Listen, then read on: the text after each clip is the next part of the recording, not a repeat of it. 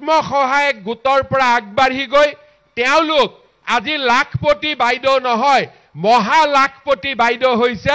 এজনী বাইদেউৰ উপাৰ্জন 10 লাখ টকাতকৈ বেছি হৈছে অহা কিছুদিনৰ ভিতৰতে আমি আমাৰ অসমৰ মহিলা আত্মসহায়ক গোটক প্ৰথমতে 10,000 পিছত 25,000 তাৰ পিছত 50,000 টকা দিয়াৰ বহুত ডাঙৰ আঁচনি আমি কেইদিনমানৰ ভিতৰতে দুমাহ এমাহৰ ভিতৰতে আৰম্ভ কৰিম ইনকুৱাৰী চলি আছে সাৰ্ভে কমপ্লিট হ'ব সকলো মহিলাই 10,000 কৈ টকা যিসকলে সাৰ্ভেত নিৰ্বাচিত হ'ব 10,000 কৈ টকা পাব ভাল কাম কৰিলে চৰকাৰে আকৌ 25,000 টকালৈকে দিব মই আশা কৰো যে আজি ইয়াত আমাৰ যিমান বাইদেউসকল উপস্থিত আছে তেওঁলোকেও যাতে নিজৰ পৰিশ্ৰমেৰে প্ৰথমতে লাখপতি হয় তাৰ পিছত মহা লাখপতি হয় তাৰ বাবে মই আজি ইয়াত উপস্থিত থকা বাইদেউসকলক অনুৰোধ কৰিম হ'ব পাৰিবনে নাই লাখপতি পাৰিবনে নাই ইমান লাহেকৈ কৈছে নোৱাৰিব নেকি পাৰিবনে নাই জোৰ কৰি কক পাৰিবতো ঠিকে কৈছো নে নাই এইবাৰ আমাৰ জিঅ' টেগিং মহিলা আত্মসহায়ক গ্ৰুপে নিজে যদি কৰি দিয়ে তেতিয়া কোনেও মাজত টকা খাব নোৱাৰে সকলো দুখীয়া মানুহে ঘৰ নিজে নিজে পাব আৰু সেই কাৰণে मैं अनुरोध करिसु असम को एक इजाजत दे के आप देखिए अगर काम अच्छा होते हैं बाकी देश में भी आप कर पाएगा कम से कम असम में इस बार जियो टैगिंग हमारे जो माताओं है उनको करने का इजाजत दीजिए हम लोग अच्छा काम करके आपको दिखाऊंगा मेरा एग्रीकल्चर सेक्टर में 2 निवेदन है पहले जो हमारे खेती है ये बानपानी बाढ़ के कारण नष्ट होते हैं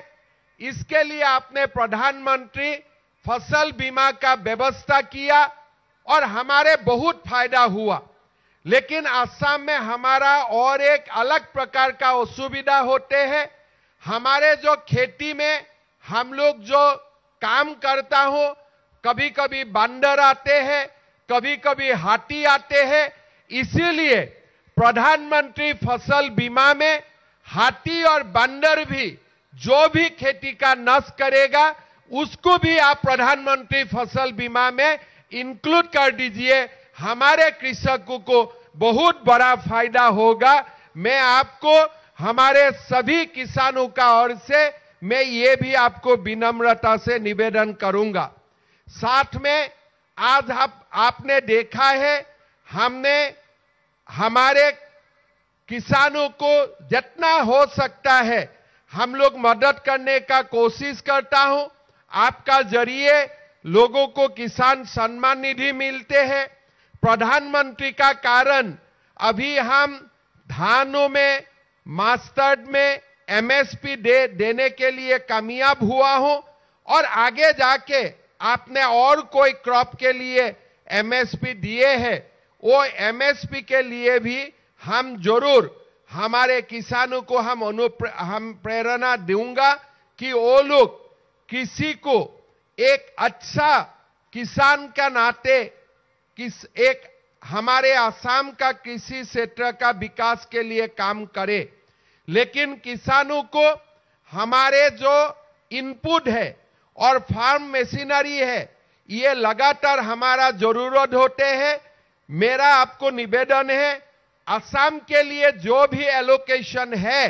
थोड़ा सा और बढ़ा दीजिए हम अच्छा से काम करूंगा और आप अगर हमारे डिपार्टमेंट को और ये साल कम से कम 200-300 करोड़ और ज्यादा दे देते हैं तो हम अच्छा से काम करके दिखाऊंगा और किसानों को भी हम मदद करूंगा मेरा यही आपसे निवेदन थे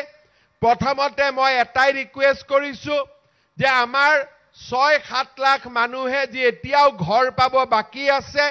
तेओलोকক जाते आमार घर दिए जिসকলৰ जिओ टैगिंग हुआ नाई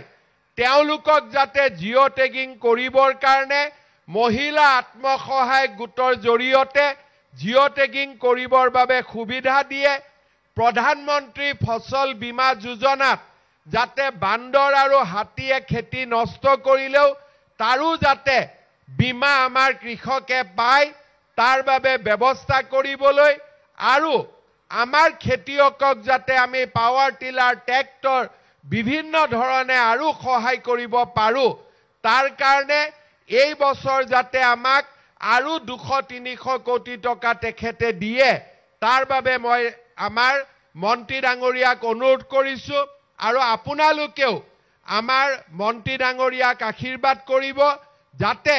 তেখেতৰ জৰিয়তে আমি অসমৰ দুখীয়া ৰাইজক সহায় কৰিব পাৰো মই আপোনালোকক আকৌ এটা কথা কম যে আজি 50,000 মানুহে ঘৰ পাইছে যাৰ ঘৰৰ ওপৰত এখন ছাদ নাছিলে আজি তেওঁলোকে 1,30,000 শৌচাগাৰ আজি এমৰেগাত নিজে কাম কৰিছে তেওঁলোকে আজি ঘৰ পাইছে প্ৰধানমন্ত্ৰী মোদী ডাঙৰীয়া প্ৰধানমন্ত্ৰী হোৱাৰ পিছত অসমৰ 20 লাখ মানুহে এতিয়ালৈকে ঘৰ পাইছে 20 লাখ মানে আপোনালোকে চিন্তা কৰক যে আমাৰ অসমত যিমান দুখীয়া মানুহ আছে 35 লাখ দুখীয়া মানুহৰ ভিতৰত 35 লাখ দুখীয়া পৰিয়ালৰ ভিতৰত 20 লাখ দুখীয়া পৰিয়ালে ঘৰ পাইছে মই আৰু 6 লাখ তেখেতক ঘৰ দিবৰ বাবে অনুৰোধ কৰিছো আৰু ইয়াৰ পিছতো জিঅ' টেগিং কৰি আমি অসমৰ আটাইবোৰ দুখীয়া মানুহকে ঘৰ দিয়াৰ বাবে প্ৰচেষ্টা কৰিম মই সকলোকে অনুৰোধ কৰিম যে আপোনালোকে চিন্তা কৰক 20 লাখ ঘৰ 1,30,000 টকা কৰি যদি আপোনালোকে হিচাপ কৰে তেতিয়ালৈকে এতিয়ালৈকে অসমত খালি ঘৰ বনাবৰ কাৰণে মোদী ডাঙৰীয়াই আমাক 28,000 কোটি টকাতকৈ বেছি টকা দিব পাৰিছে ইমান ডাঙৰ সহায় প্ৰধানমন্ত্ৰী ডাঙৰীয়াই কৰিছে আৰু আজি নতুনকৈ 50,000 মানুহে নিজৰ ঘৰত থকাৰ সুবিধা পাব আজি আপোনালোকক মই আৰু এটা কথা ক'ব খুজিছো অলপ আগতে আপোনালোকে দেখিছে 21 গৰাকী আই মাতৃক আমি ইয়াত মাতি আনি সম্বৰ্ধনা জনাইছো কিয় সম্বৰ্ধনা জনাইছো এখেতসকলক আত্মসহায়ক গোটৰ পৰা আগবাঢ়ি গৈ তেওঁলোক আজি লাখপতি বাইদেউ নহয় মহা লাখপতি বাইদেউ হৈছে এজনী বাইদেউৰ উপাৰ্জন 10 লাখ টকাতকৈ বেছি হৈছে অহা কিছুদিনৰ ভিতৰতে আমি আমাৰ অসমৰ মহিলা আত্মসহায়ক গোটক প্ৰথমতে 10,000 পিছত 25,000 তাৰ পিছত 50,000 টকা দিয়াৰ বহুত ডাঙৰ আঁচনি আমি কেইদিনমানৰ ভিতৰতে দুমাহ এমাহৰ ভিতৰতে আৰম্ভ কৰিম ইনকুৱাৰী চলি আছে সাৰ্ভে কমপ্লিট হ'ব সকলো মহিলাই 10,000 কৈ টকা যিসকলে সাৰ্ভেত নিৰ্বাচিত হ'ব 10,000 কৈ টকা পাব ভাল কাম কৰিলে চৰকাৰে আকৌ 25,000 টকালৈকে দিব মই আশা কৰো যে আজি ইয়াত আমাৰ যিমান বাইদেউসকল উপস্থিত আছে তেওঁলোকেও যাতে নিজৰ পৰিশ্ৰমেৰে প্ৰথমতে লাখপতি হয় তাৰ পিছত মহা লাখপতি হয় তাৰ বাবে মই আজি ইয়াত উপস্থিত থকা বাইদেউসকলক অনুৰোধ কৰিম হ'ব পাৰিবনে নাই লাখপতি পাৰিবনে নাই ইমান লাহেকৈ কৈছে নোৱাৰিব নেকি পাৰিবনে নাই জোৰ কৰি কওক পাৰিবতো